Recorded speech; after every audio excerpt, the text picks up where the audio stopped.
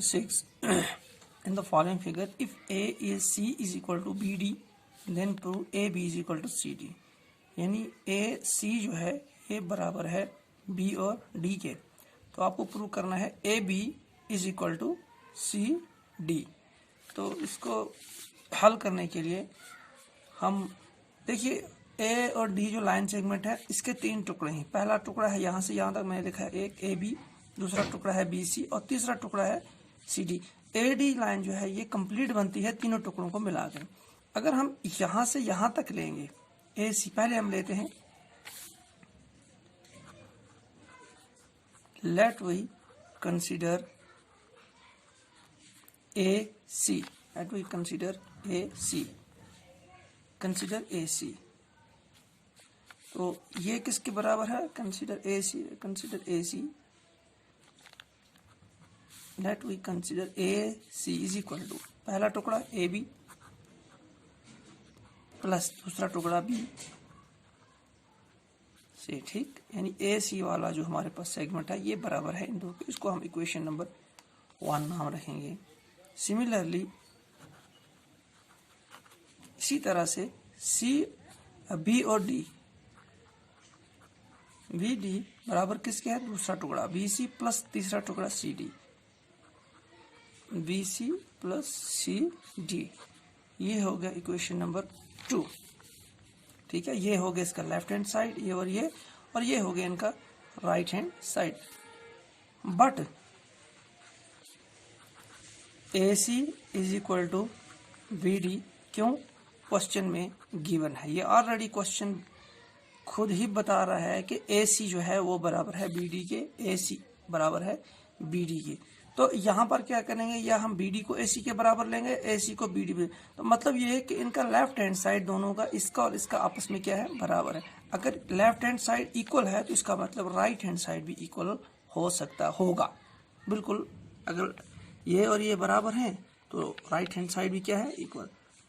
Therefore from first and second दोनों equation से क्या हमें मिला कि इनके ये वाला लेफ्ट हैंड साइड पहले का AB प्लस BC किसके बराबर है? इसके राइट हैंड साइड के BC plus CD. That implies. अब यहाँ पे देखिए, यहाँ पर दो हमारे पास के तरीके होते हैं हल करने के. यहाँ पर देखिए, यहाँ पर BC है, यहाँ पर भी BC है और प्लस है दोनों से में. तो जो इज इक्वल टू के अगल बगल इज इक्वल टू के राइट और लेफ्ट में होगा बिल्कुल इक्वल क्वांटिटी में, वो कैंसिल हो जाता है. यानी इसको और इसको हम कैंसिल कर देंगे, BC और BC कैंसिल हो जाएगा. तो यहाँ का बच गया AB is equal to CD. और यही हमको यहाँ प्रूव करना था. तो इस तरह हमने इसको प्रूव कर दिया. इसको लिखेंगे आप लास्ट में, हेंस प्रूव्ड. अब यहाँ एक और दूसरा तरीका है जो एक्सियम है किसकी, जो एक्सियम है इसका यूक्लिड्स का, वो ये कह रहा है कि अगर इक्वल में से कुछ आप इक्वल सब्ट्रैक्ट करेंगे दोनों साइड से, तो दोनों जो राइट और लेफ्ट में होंगे वो बराबर होंगे. फॉर एग्जांपल हमारे पास यहाँ है AB प्लस क्या है? BC. ये सेकंड केस है हमारे पास, मैं आपको बता रहा हूँ. Is equal to BC plus CD.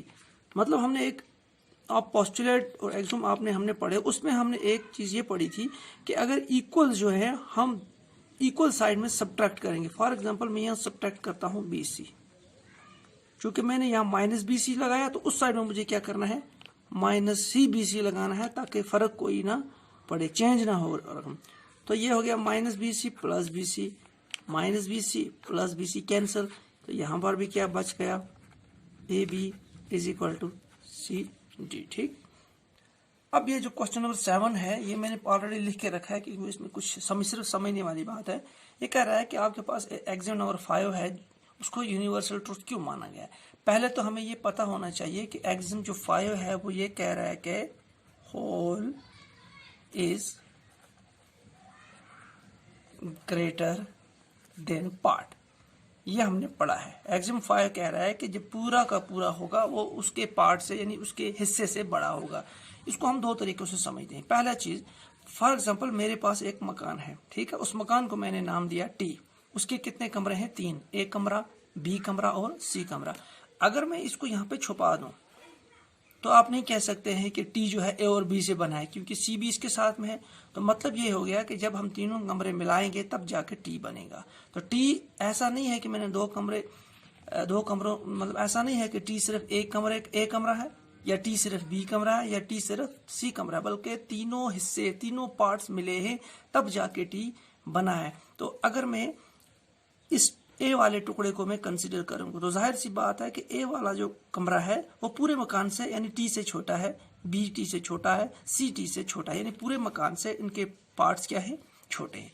ये मैंने यहाँ ही क्लियर किया। सेकंड चीज केस में आप देखिए है, एशिया एक कॉन्टिनेंट है और इसके अंदर बहुत सारे मुल्क साथ हैं, इंडिया भी उसमें एक आता है। जो इंडिया जो है उसकी एक कंट्री है जो इसका हिस्सा मानी जाती है। तो इंडिया जो है इसको हम ये कहेंगे कि एशिया जो है, एशिया यानी एशिया जो है उसके अंदर इंडिया आता है। ऐसा इंडिया हम ये नहीं कह सकते कि इंडिया जो है वो एशिया है, नहीं, इंडिया के साथ और भी मुल्क हैं, इंडिया तो सिर्फ एक हिस्सा है इसका। और ये भी नहीं कह सकते हैं कि इंडिया जो है वो एशिया के बराबर है, नहीं, क्योंकि एशिया जब हम कंसिडर करते हैं तो उसके अंदर